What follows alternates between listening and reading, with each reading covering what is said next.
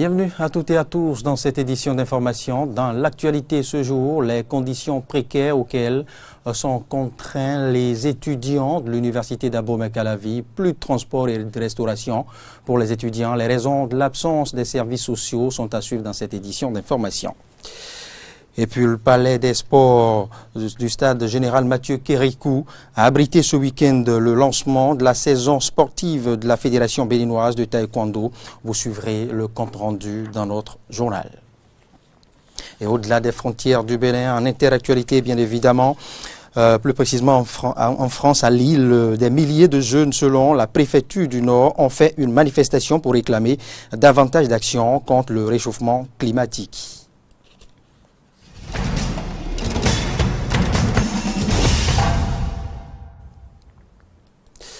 Bienvenue à nouveau et merci de préférer l'actualité sur Eden Télévision. Je vous l'annonçais au sommaire, les étudiants du campus d'Abomey-Calavi vont devoir trouver de nouvelles stratégies ou solutions pour se restaurer et se déplacer désormais. Et pour cause, le restaurant du campus d'Abomey-Calavi et les transports bien évidemment qui permettent à ces derniers de satisfaire à leurs besoins, eh bien, ne sont plus disponibles sinon fonctionnels. Aristide Setti et Fiacre Voitin ont conduit une équipe. Voici leur reportage. On n'a pas de problème avec notre rectorat, on n'a pas de problème avec la direction des boursiers secours universitaires, mais nous avons un problème avec le centre des œuvres universitaires et sociales. Désolation et cris de cœur font désormais le quotidien des étudiants en quête de savoir au Bénin. Manger et se déplacer sont devenus un chemin de croix pour les étudiants du campus d'Abomey-Calavi. Les restaurants universitaires gardent encore ses portes fermées depuis le début de la rentrée académique 2018-2019 et les bus sont immobilisés dans une grande broussaille. Pour les responsables étudiants, les raisons du blocage des restaurants universitaires sont diverses. En ce qui concerne les restaurants universitaires, il fallait désormais que les tickets soient datés. C'est dire simplement que un étudiant qui paye un ticket aujourd'hui et qui n'arrive pas à manger avec ce ticket, demain, l'étudiant ne pourrait plus se servir de ce ticket. L'autre chose également est que les tickets seront vendus par intendance. Ça voudrait simplement dire qu'un étudiant qui paye un ticket au niveau du restaurant du resto U, et peut-être le fil est trop long et qu'il n'arrive pas à payer là, peut-être qu'il accourt rapidement, il devrait manger tôt, et qui se rend au niveau du resto B, il veut payer avec ce ticket, il ne pourrait manger avec ce ticket, il ne pourrait se servir de ce ticket. Des raisons que le directeur adjoint du Centre des œuvres universitaires et sociales d'Abomey-Calavi balaie du revers de la main. L'activité essentielle, c'est la validation des inscriptions, parce que le COUS AC, donc le Centre des œuvres universitaires et sociales d'Abomey-Calavi, est censé accompagner les étudiants. Donc si quelqu'un doit bénéficier des œuvres, il faut qu'il justifie de son statut d'étudiant. Il y a des étudiants qui ne valident pas leurs inscriptions jusqu'en octobre, jusqu'en décembre. Du coup, quand la rentrée commence, on a l'habitude d'attendre la validation des inscriptions pour pouvoir démarrer. Ne trouvant pas de solution, le COUS a été obligé de prendre les papiers de l'année antérieure, de se rapprocher du rectorat, de faire un certain nombre de contrôles.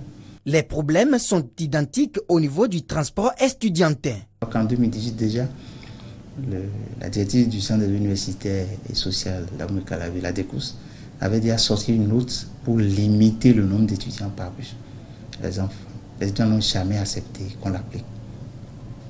Et puisque c'est venu de cette année, on a tenu des séances à sortie de PV où on s'est entendu pour dire désormais il faut limiter.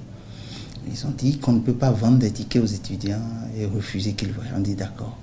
Là, nous allons essayer de limiter le nombre de tickets vendus aux places disponibles et même le faire par ligne et par heure pour être sûr que les bus ne seront pas surchargés.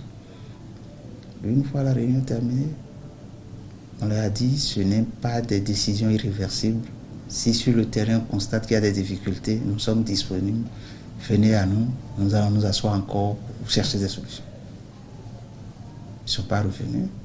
Ils ont commencé à bloquer le trafic, à bloquer le personnel dans les bureaux, jusqu'à ce qu'on soit obligé de sursoir d'abord au trafic en attendant de mettre en place les nouvelles dispositions et de recommencer. Les étudiants n'ont rien stoppé, je tiens à le dire. On ne peut pas mettre sur la table des décisions machiavéliques et demander que les étudiants accompagnent cela. Seul le ministre de l'Enseignement supérieur et de la Recherche scientifique, Marie-Odile Atanasso, peut mettre fin à cette crise que traverse le Centre des œuvres universitaires et sociales afin de permettre aux étudiants de vivre décemment sur le campus d'Abomey-Calavi. Dans un tout autre volet maintenant, sortie de la divinité à Glongba, à Sotiankwe, plus précisément à Ouéda-Koma, c'était à travers une cérémonie officielle qui s'est déroulée en présence des dignitaires et sages de cette localité. Le compte rendu de la cérémonie culturelle avec Martin Koudenouko et Damien Pedro.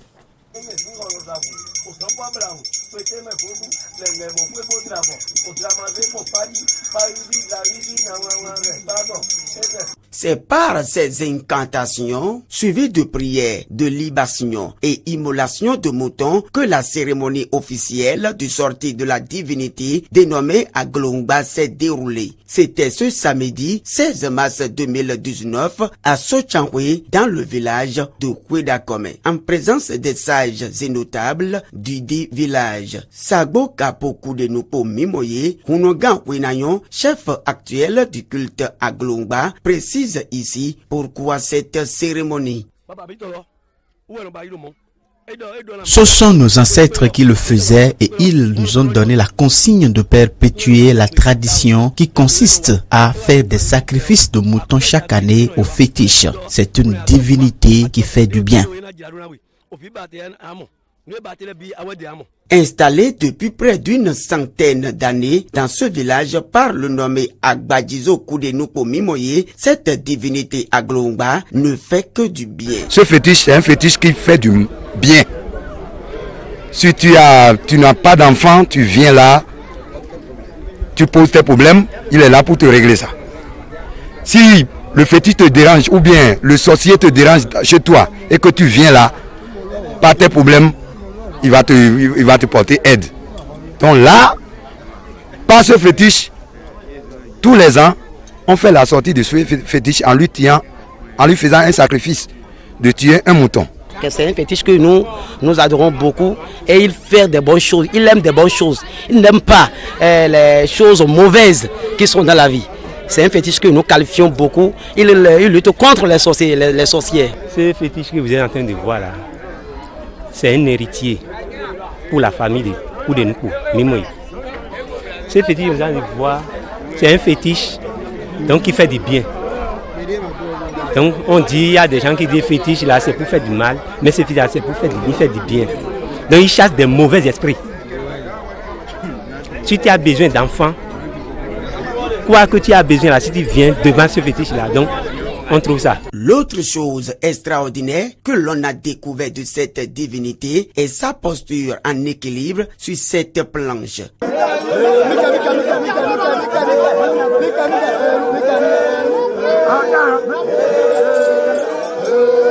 Justin Yedenou Koudenouko nous explique ici ce mystère. Ça va vous paraître extraordinaire, mais c'est quelque chose, disons, spirituel. Hein? Donc, là maintenant, quand on place les bois là, sans attacher, sans clouer, le fétiche posé là-dessus, ça s'assied, ça prend son forme. Sans tomber, sans gêne, ça peut rester là jusqu'à une semaine. Ça peut faire une semaine là. Après les cérémonies, quand on finit le sacrifice là, on fait ça là pour démontrer à la famille que le nécessaire qui nous protège, voilà sa forme, voilà lui-même en personne. C'est pourquoi on le fait sortir. Cette cérémonie est une occasion pour le chef actuel du culte à Glongba de prier pour la nation afin de souhaiter la paix au peuple béninois en cette veille des élections législatives. Rappelons que cette divinité à Glongba se trouve à Sotiankwe dans le village Ouéda-Koma dans l'arrondissement de Veki, commune de Soava.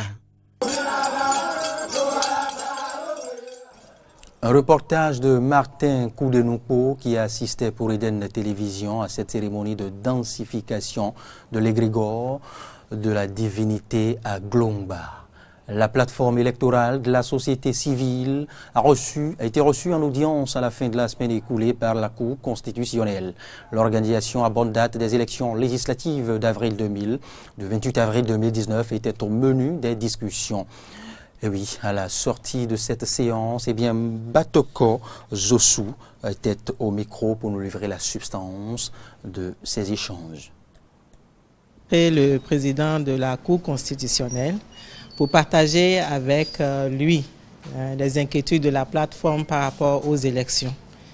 Parce que nous avons voulu voir les dispositions prises par la Cour constitutionnelle pour que les élections soient inclusives et nous rassurer de ce qu'elles vont se dérouler à bonne date, comme tout le monde le dit un peu partout, et voir les dispositions que la Cour constitutionnelle prend afin que la tension soit apaisée.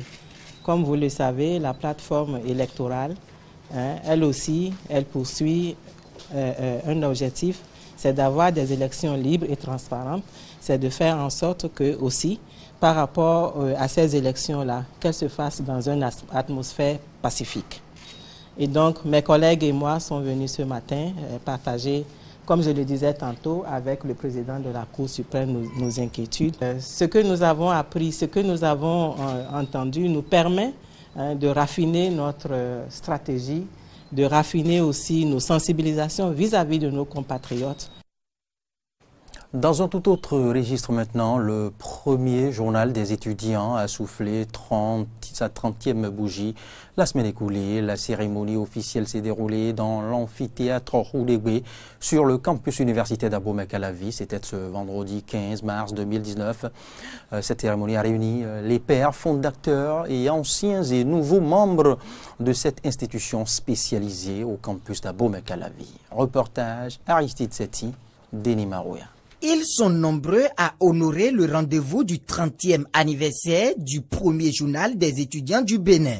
Vendredi 15 mars 2019, la famille Le Héros, réunie au complet avec des membres des différentes promotions, a procédé au lancement des festivités dans l'enceinte de l'amphithéâtre Houdébé de l'université d'Abomey-Calavi. Un moment de retrouvailles que l'actuel directeur de publication, Oslo Wanou, qualifie de grand et souligne que la flamme de Le Héros ne s'éteindra point.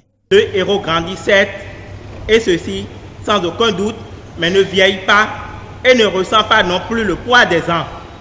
La preuve, c'est cette nouvelle promotion de jeunes aspirants au noble métier de journalisme que nous accueillons aujourd'hui, aptes à relever les défis d'une presse en quête de liberté, d'un journalisme fignolé et de la sauvegarde d'une démocratie désirée. Elle se présente ambitieuse de vous emboîter les pas, chers aînés, accompagné de personnalités aussi nobles que Mayanim.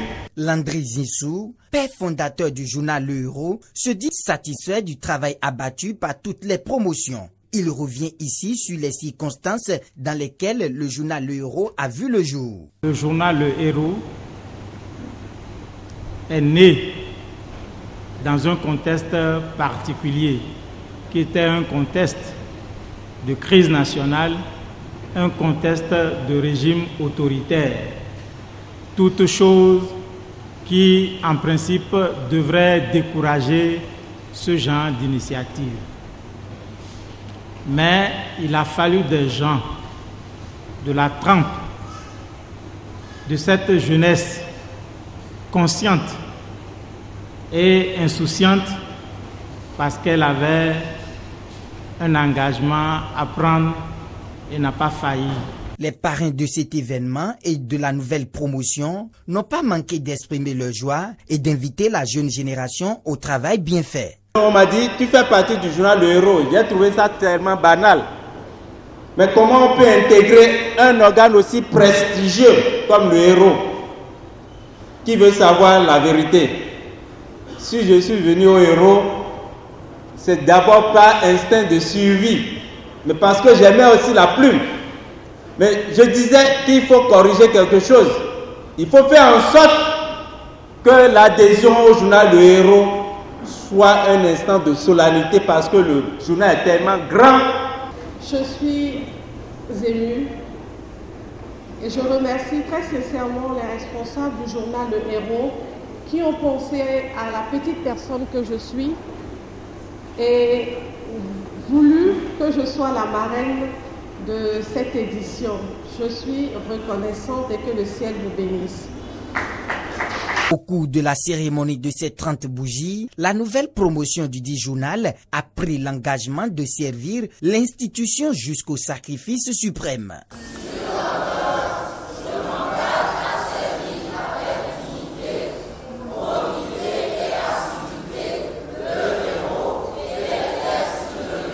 Des remises de cadeaux aux parrains par la nouvelle promotion et des dons au journal par les anciens ont mis un terme à cette cérémonie.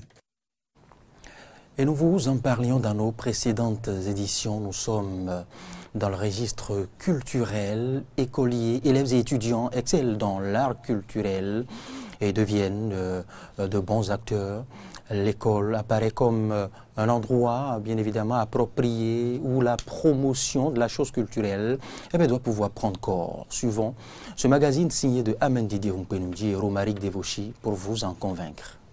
La promotion des arts et cultures dans nos lycées et collèges passe par quelques activités récréatives qui s'organisent pendant les périodes de congés ou à la veille des grandes vacances. Plusieurs établissements en ces moments organisent des compétitions pour se valoriser ou distraire les apprenants.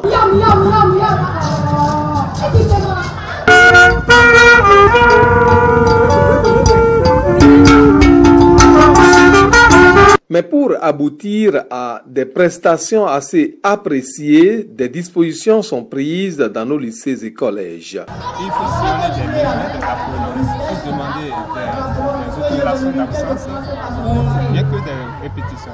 L'institution des classes sportives facilite un tant soit peu l'encadrement culturel. Nous remercions le gouvernement qui a institué 2 après-midi par semaine, les mercredis et les vendredis, pour que nous puissions prendre soin des enfants. Le constat se fait aussi qu'il n'y a pas une obligation pour imposer la pratique culturelle aux apprenants. L'État a décrété les vendredis soirs pour les activités culturelles. Mais néanmoins, il n'y a pas un test dans l'administration où dit si les enfants suivent les activités culturelles, voilà ce qu'ils auront. Et en fait, cette matière-là, activité culturelle, n'est pas dans le bulletin dont l'enfant s'en fiche. Ça ne fait pas, ça ne veut rien dire. Après l'effort, ça le réconfort. Ici, on se poursuit bien évidemment. Retrouvez cet élément dans nos prochaines éditions d'information. Au chapitre sport, le palais des sports du stade général Mathieu Kérékou de Cotonou a abrité ce week-end le lancement de la saison sportive de la Fédération béninoise de taekwondo. Une cérémonie qui a connu la participation des grands maîtres Pierre Ogudjobi et Siaka Koulibaly. Roland Tolinkes et Romaric Devoshi y étaient. Ils nous font ici le compte rendu. La saison sportive 2019 de la Fédération béninoise de taekwondo a été lancée ce samedi 16 mars 2019 au Palais des Sports du stade général Mathieu Kérékou de Cotonou en présence de Bonaventure Kofi Kodia, directeur des sports d'élite, représentant du ministre Oswald Omeki et des grands maîtres Pierre Ogudjobi du Bénin et Siaka Koulibaly de la Côte d'Ivoire. Premier temps fort de la cérémonie, la remise du fanion de la fédération au directeur technique national qui a pris des engagements.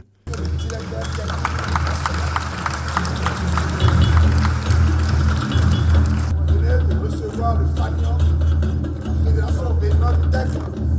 Je viens de mettre à la disposition de la direction technique nationale tous les pratiquants. J'attends de vous une mission bien remplie et j'attends des résultats à l'issue de cette année, monsieur le directeur technique national. Nous nous mettrons à la tâche afin que cette année soit une année de grand succès, de réussite sur tous les plans. Beaucoup de podiums sur le plan national et surtout ce que nous attendons des pratiquants sur le plan international. Nous avons pas mal d'activités en vue et nous nous engageons résolument à faire ce qui est de notre ressort. Le président de la Fédération béninoise de taekwondo, Victorien Koublenou, prenant la parole, a remercié le gouvernement, notamment le ministre des Sports, Oswald Omeki, pour l'attention accordée aux disciplines sportives en général et au taekwondo en particulier pour la consistance des subventions. Le comité exécutif de la Fédération béninoise de taekwondo égrène un ensemble d'actions devant concourir à des résultats. Le lancement de la saison sportive renvoie tous les pratiquants, notamment les encadreurs et les formateurs, à leur mission, une mission de résultat. De même, cette cérémonie nous permet d'offrir un cadre d'expression et de visibilité à des partenaires que nous attendons impatiemment. La cérémonie a été également marquée par la remise de matériel à la fédération par le Comité national olympique et sportif du Bénin, mais également des démonstrations par les grands maîtres Pierre Ogoudjobi et Siaka Koulibaly.